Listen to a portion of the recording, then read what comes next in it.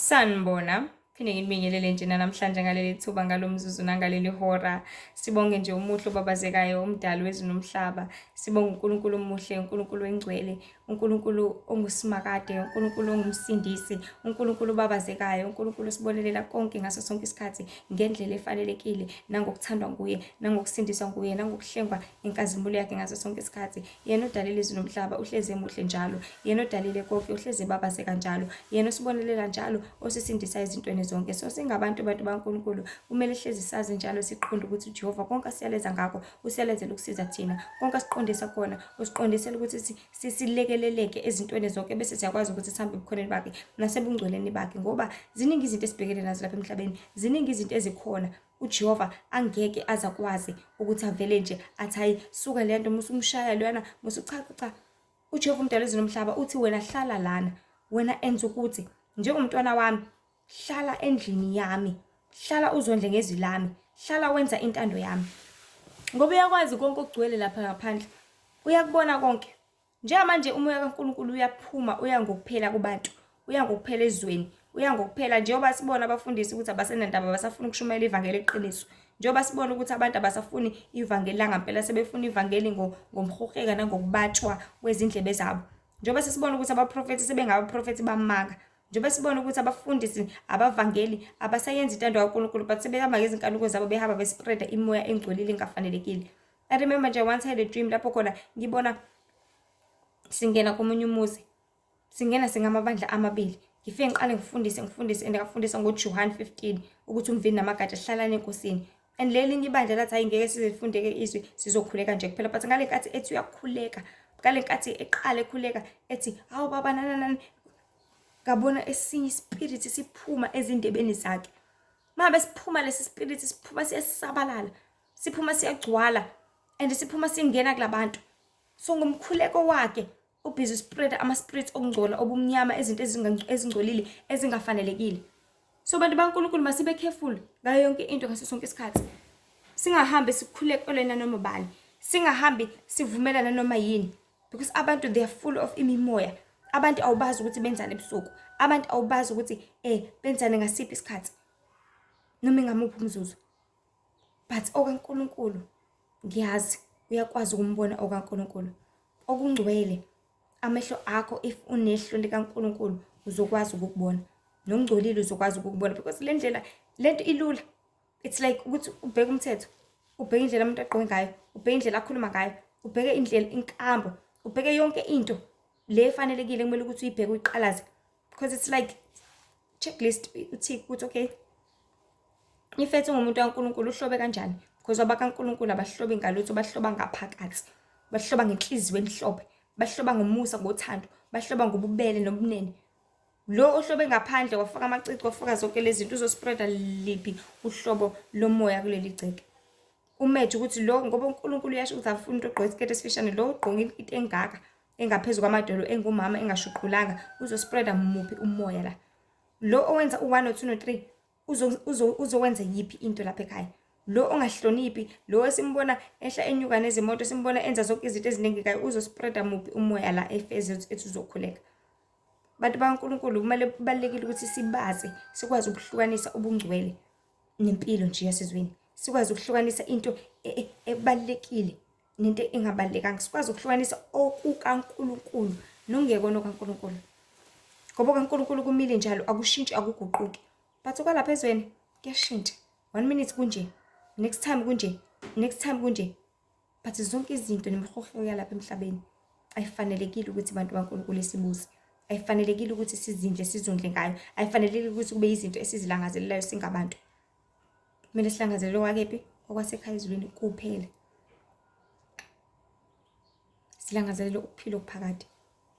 So konke abantu baNkulunkulu esiyalezwa ngakho lapha emhlabeni, shiya ukuthi, lahla ukuthi, ungagqoki ukuthi, ungakhulumi kanjena, enza kanjena kanjena kanje, kusizwa wena, kulekelelwa wena.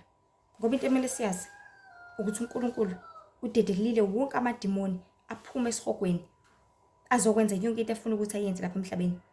Konke kukhona, and uNkulunkulu ekubonelela ukuthi okay, njengamanje sekusebenzisa ukuthi, that is why libele lethi ithunya ezitshela ukuthi abantu abatshelwe especially amakholwa, ukuthi awayekele izinto, awayeke lokhu nalokhu.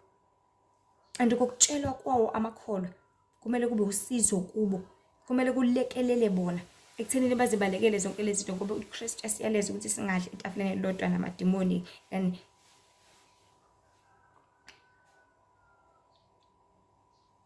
uzothi uyifuna ngenkani nedwa, uzothi ayi ngizolikhulekela leli cici. Ukhulekela into yini kanti engaka mungalifakanga? Yini kanti engaka mungagqokanga ibhulukwe? Yini amakhaza? Sikambatha nje and ungakwazi ukuthi uphuze noma itiye noma amanzi ashisayo ligijima igazi lakho. Umphathe ingubo yakho, ithrow yakho. Yini kanti engaka? So kona konke uJehova umdali wezulu nomhlaba asiyala ngakho nasisiza ngakho. Usizele ukuthi kube usizo kithi. Usizele ukuthi kusilekelele. Usizele ukuthi kuselaphe. Usizele ukuthi sihlezi njalo sisebukhoneni bukaNkulunkulu. Ngoba ayikho into angayenza if kuyithi sithanda izinto zezwe, if kuyithi sithanda izinto zobumnyama. Okuyinkinga ukuthi uzothi uzithanda zonke lezi zinto, uzigcina uzibeka la, ila ukuvula khona intuba, unikeza khona igunya lobumnyama ukuthi bufike buzokudalela lonke uhlobo losizo empilweni yakho, luzodalela lonke uhlobo lobuhlungu empilweni yakho, luzodalela lonke uhlobo lokungcola empilweni yakho, luzodalela lonke uhlobo lamanyala empilweni yakho, luzodalela lonke uhlobo lwezinto ongeke waze wathanda wazithokozela ngelinye ilanga. Because uNkulunkulu uyalela ukuthi uzibiyele. Lahla lelo bhlukwe, lahla lelo cici, lahla leyo makeup, lahla leyo necklace, lahla lezo inkophe, ngoba akukona okwakho. uJehova ukudale wamuhle wena, uJehova ukudale wathandeka wena, nezinwelelana zakho Nkosi yami ezingalukwanga, namehlo akho nje amakhulu uma ukuthi makhulu noma mancane, nezinkophe zakho ezanele amehlo akho. Faka-ke lezi ezinye uzokwenza amehlo akho abe bomvu. Wakudala nesikhumba sakho esihle esisulekile. Faka-ke wena-ke esinye isikhumba, and lesi esinye isikhumba siyakuvala. Angihambe ngeke isibonakaliso.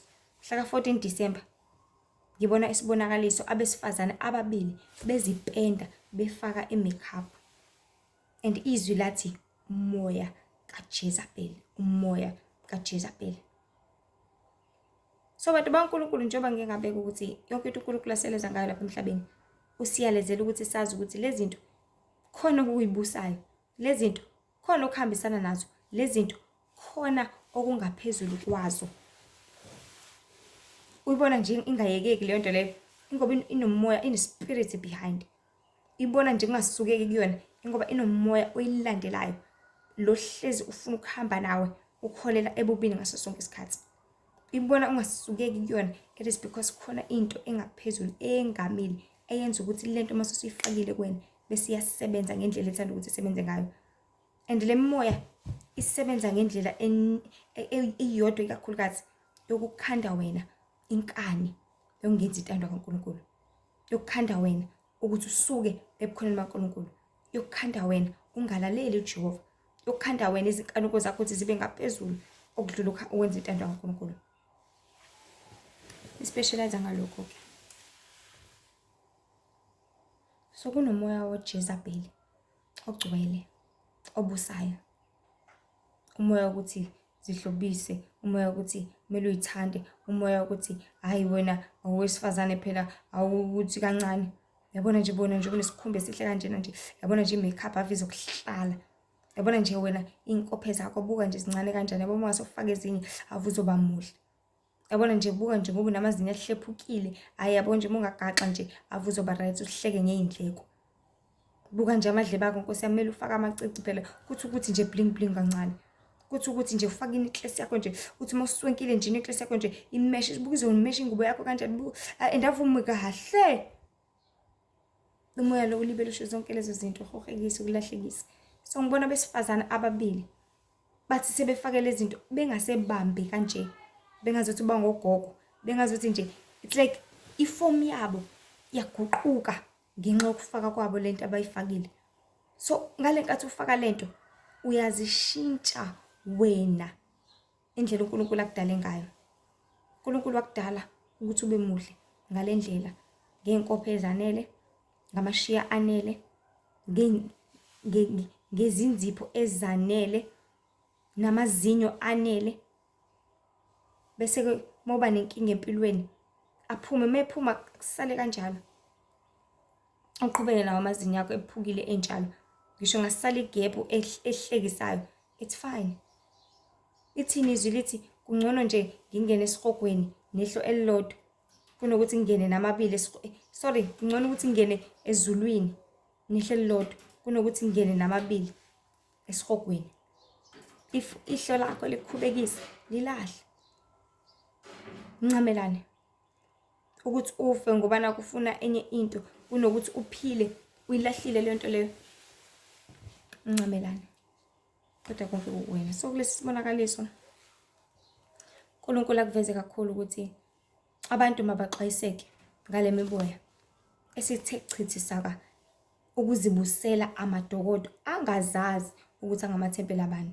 Sihlale sazi abantu baNkulunkulu ukuthi ngokuvuma kwakho ukwenza lezi zinto, umoya lo osuke usemva kwakho,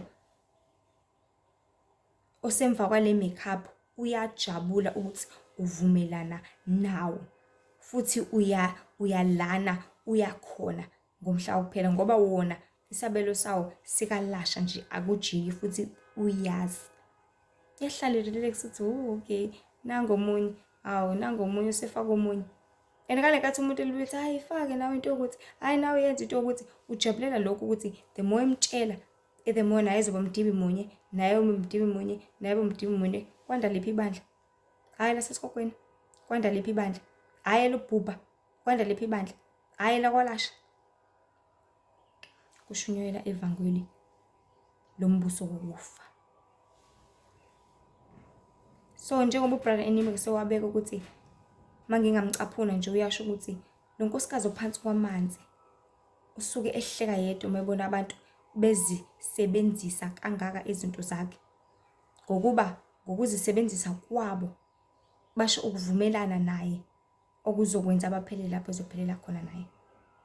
Okubi kakhulu bantu baNkulunkulu ukuthi lezi zinto ziyabufihla yazi ubuhle bendalo bakho.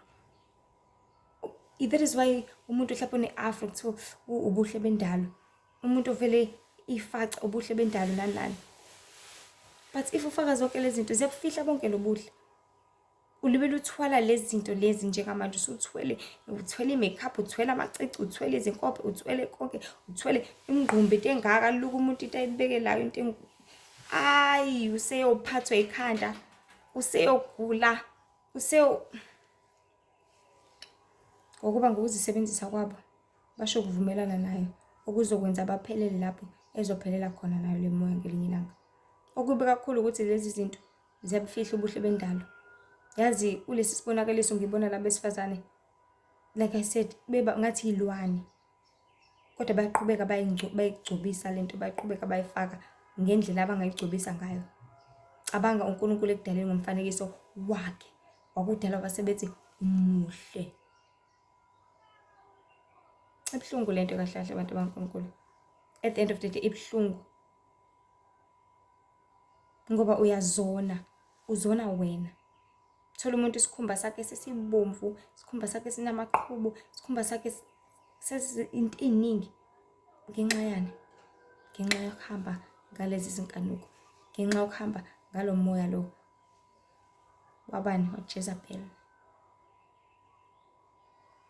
And ningacabangi bantu baNkulunkulu ukuthi umuntu mekutshela ngento usuke ekutshela nje just, usuke esebenza, usuke ngesingisi phecelezi influencer, usuke ekufaka nawe esigungwini sokuthi ngena indawo isekhona, ngena indawo isekhona.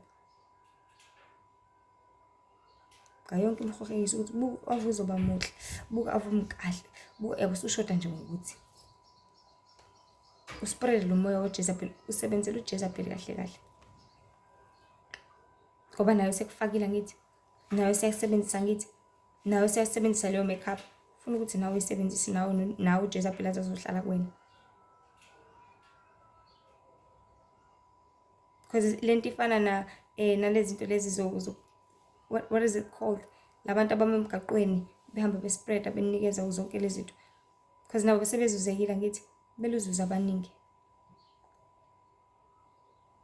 Wena usuyazi ngokuthi tshela nabanye phela noma utshele nabanye phela.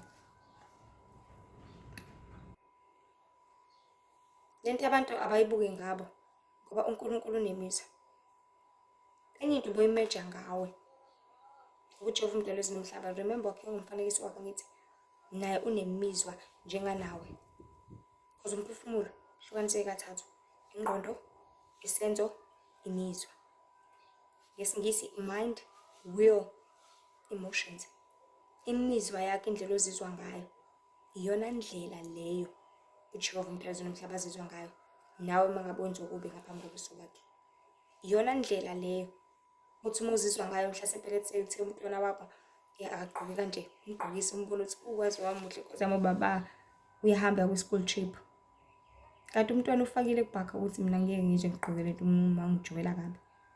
Ahamba ashintshe endleleni ungasamboni. Bese uyathola mhlawumbe bashuthe, uthisha bashuthe bese yasendelana ngabazali egroupini. Bese uthuke woma, hawu ingane yami ngoba ngigqokisa u1 no2 no3 nje kanjani manje yini le igqokile.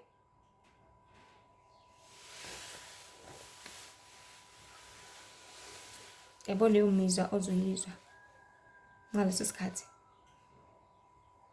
iyona nto ebuhlungu uNkulunkulu ayizwayo, ethe kudalile wamuhle wakudala ngomfanekiso wakhe. Usiyakubona manje usofaka icici,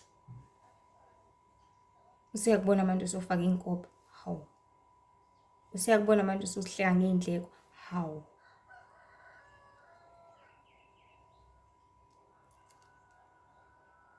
Ikakhulukazi laba bebiza ngamakholwa. Amadimoni ayazi ukuthi amakholwa kumele agqoke kanjani. Ayazi ukuthi amakholwa njengoba athatha isifungo nesinqumo sokuthi azokhonza uJehova umdali wezulu nomhlaba. Mawakhonze yena phela. Mawakhonze yena yedwa. Angaphinde futhi athathe izinto zawo. Angaphinde futhi aluthekise ebambe izinto zawo ezobangcolisa. But awabe busy nokungoku wabo. Awabe busy nokungokaNkulunkulu noNkulunkulu wabo ngaso sonke isikhathi.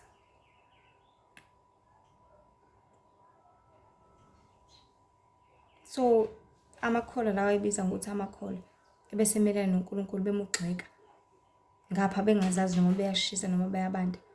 Ilabo uNkulunkulu athi ngizoniphalaza. Ilabo uNkulunkulu athi ngizonibuyisa because nisiviva ngithi angishisa nibandi. Ilabo uKristu ayothi kubo sukani kimi benze okubi angikaze nganazi nobani nini.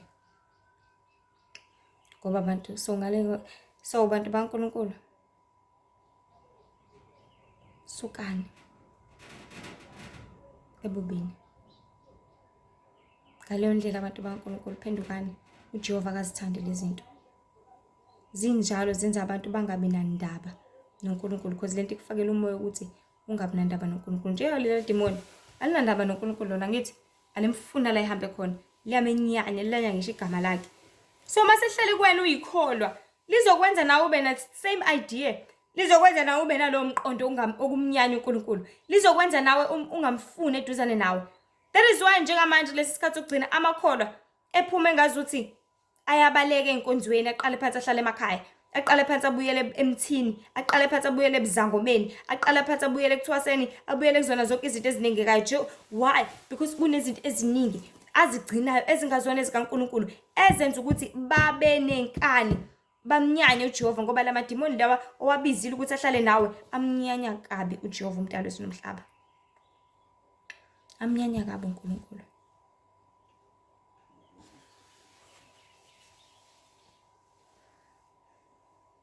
Lento ifana nengane eyihlongandlebe ekhaya, ukujola kwayo noma ukuphuza ngayo ingalala ekhaya kenje ingabi nandaba nomthetho. Usiyajola ngithi mayisoka lakhe lembiza ngo-80 la ekhaya kulukhunju 6 ngeke izibe nandaba because iqalile yenza amanyana.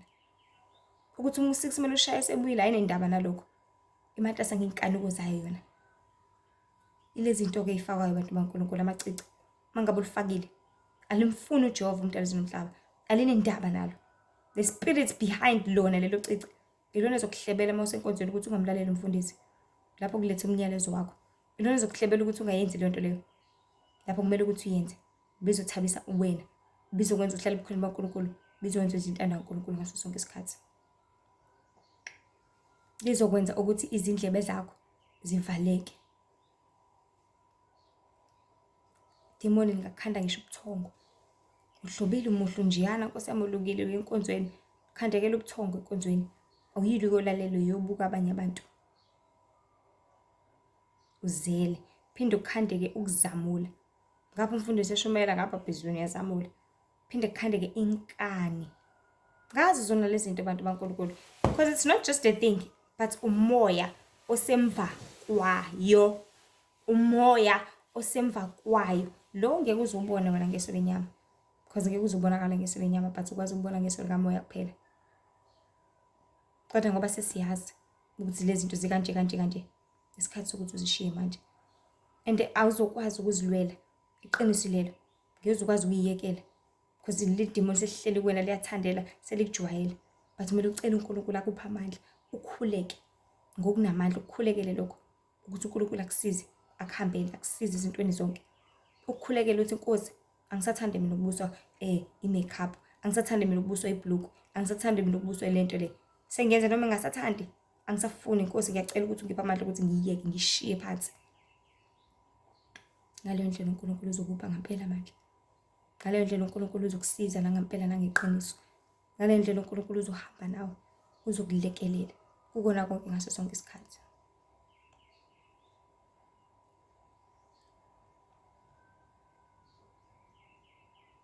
So ileli demoni elingamfuni uNkulunkulu.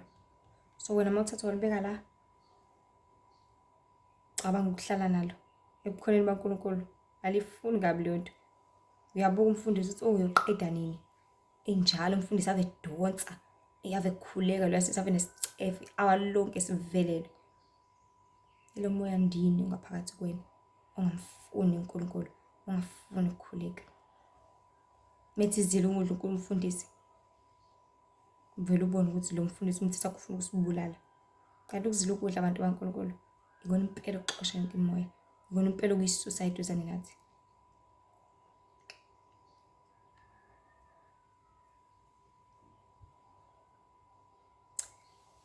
So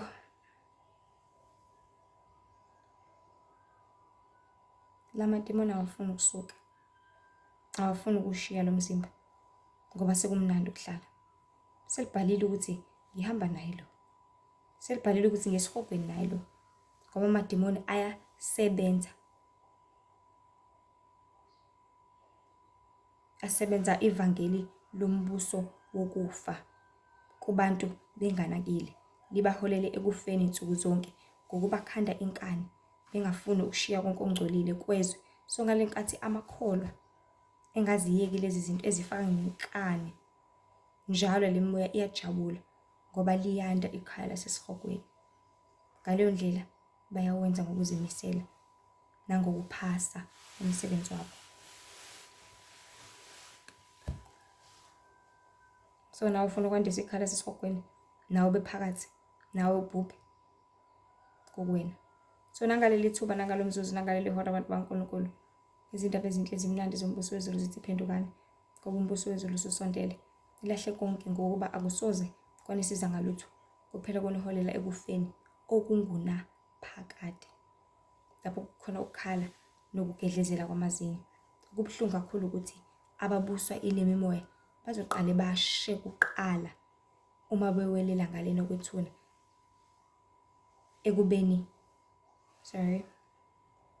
ekubeni nokubhujiswa kusabalindile ngomhla wokuphela. Cabanga ngale kwethuna usazoqala ushe vele, qale kudilwe nawe, uqale ushonezele nale, phinde futhi nangomhla wokuphela sazophinde uqhubeke ushe.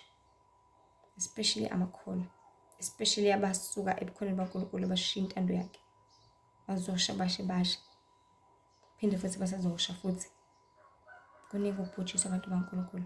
So makholwa, kholani ngokweqiniso, nazi ukuthi uJehova umdali wezulu nomhlaba, uNkulunkulu wena enamkhethayo enimthandayo, uzonisiza kona konke. Kodwa uma ufuna ukusizakala, uma ufuna ukulashwa, uma ufuna ukuhlengwa, uma ufuna ukwenza intando kaNkulunkulu, if ukufuna ukuphulukiswa. Ngoba konke kulele ezandleni zakho, konke kulele emandleni akho, konke kulele ekukhandlekeleni kwakho, konke futhi kulele ekuphileni kwakho, konke kulele ekuthenini ukhetha ini, konke kulele ekuthenini wenza ini. So bantu baNkulunkulu, sihloko nje ngasinikeza lesi sibonakaliso ukuthi lahlani konke, ngoba ukuphela kwezinto zonke sekufikile. Lahlani konke, ngoba kubuswa yimimoya. Ingabe ubumba ukhonzile umbumbi, ngoba uzisola ngelinye ilanga. So bantu baNkulunkulu, phendukani, ngoba umbuso wezulu usesondele. Nihlengwe, nisindiswe, nibhabhadiswe, ngoba ukuphela kwezinto zonke sekukhona. Konakele emhlabeni, imimoya ekhona egcwele iyalothekisa, iyajabula ngokwehluleka kwakho, ngoba uma uhlulwa yinto uyisiqhela sayo, uma uhlulwa isono thizeni uyisiqhela saso. Ngiyathanda ukuba isiqhela, ngiyathanda ukuthi ube nento ekuhlulayo wena, ngiyathanda ukuthi ube nento uma ungabi njalo, but qina, ngoba mkhulu ngakuwe kunowasezweni. Unamandla onke, wena unawo amandla, unalutho wena, wazi lutho yena, kodwa ngiyakutshela ngikuthembisa unawo makhulu kakhulu futhi. Ungumnini amandla wonke, ulithemba, ukuphila, uyisihlangu, udale yonke into, ukhomanda yonke into, yonke into iyamlalela, yonke into iyamthobela, yonke into yenza intando yakhe. So masiphenduke senze intando kaNkulunkulu, masiphenduke sibuyele ebukhoneni baNkulunkulu, sihlale sizondle izwi lakhe, sihlale senze konke ukuthandeka enkosini, ukuze sizisize thina. Nkosi nje inibusise kakhulu. Hlale nazi ukuthi uNkulunkulu esizonda isona, hlale nazi ukuthi uNkulunkulu uyabuthanda ubungcwele. Ezinye izinkundla zokuxhumana zikhona, uTikTok uLihle Themba, Facebook uLihle Themba Mzobe, lapho khona imibhalo for abantu ba-Friend Mode, bese kuba khona nama-short 10 minutes clips. And then ku-Instagram uLihle Themba Wendy with I Mzobe. Ngicela ngidluliselana kwabanye bathi baphulukiswe nokusindiswa. Bese benani, phendukani, nibuyele ebukhoneni baNkulunkulu. Namuhla usaphila, usangaphenduka, ngoba umbuso wezulu usondele, kufa usondele kakhulu. Nkosi benani manje zephade. Amen.